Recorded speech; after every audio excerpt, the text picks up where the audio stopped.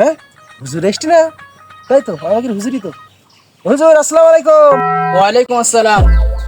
হুজুর, আরে এত ব্যস্ত কলেজে গেছেন নাকি? দৌড়িতেছেন, দাওয়াত টাওয়াত আছে না? কে তো কি ব্যাপার নাকি? এত লোকের বাড়ি দাওয়াত খেয়ে বলে হুজুরকে তো বদনাম হয়ে যাবে তো। না বাবু, আমার একটু কাজ ছিল, সেজন্য তাড়াতাড়ি যাচ্ছিল, শুরু আসছিল। সামনে একটা মানুষ অপেক্ষা করছে, সেজন্য তাড়াতাড়ি যাচ্ছে। আরে সে আপনি তাড়াতাড়ি যান, তা আপনি একটা ইমাম সাহেব, আপনি ম্যাডাম তাড়াতাড়ি হেঁটে গেলে হবে? আপনার আস্তে হেঁটবেন, এতে লোকজন কবে তো হুজুরে দাওয়াতে যাইতেছে।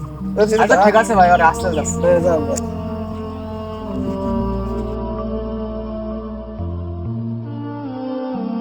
হ্যাঁ, আমাকে ইমাম সাহেবের মতো দেখতি। ইমাম সাহেব, হ্যাঁ ঠিকই তো, ও তো ইমাম সাহেব। তা পেটটা তো উঁচু কে রে, এ তো সরু ছিল। আসুক আজগির। সালাম আলাইকুম হুজুর। ওয়ালাইকুম আসসালাম। হুজুর দাঁড়ান দাঁড়ান দাঁড়ান, আমি চিনতে পারছিলাম না তো অনেক দূরিতে। বুড়ি টুড়ি এত মোটা লোকের বাড়িকে খাওয়া দাওয়া কি বেশি যাচ্ছে নাকি? খালি ভিড়ি ঘুরা বাকি না, খালি ঘুড়ি বাড়ালি। হ্যাঁ, খালি ভিড়ি ঘুরানি নামে খোঁজ খবর নেই তো। হুজুর মানুষ জোরে গেলেও দোষ, আস্তে গেলেও দোষ। যদি জোরে যায় তাহলে হুজুর লোকের বাড়ি দাওয়াত আছে নাকি? আবার রাস্তায় হাঁটলে পরে খাওয়া দাওয়া করে যাচ্ছে, হুজুর আছে হাঁটতে পারতেছে না। এই সমাজে হুজুর মানুষের কোনো সম্মানই নাই। যার এই গ্রামে ইমামতিও করবো না।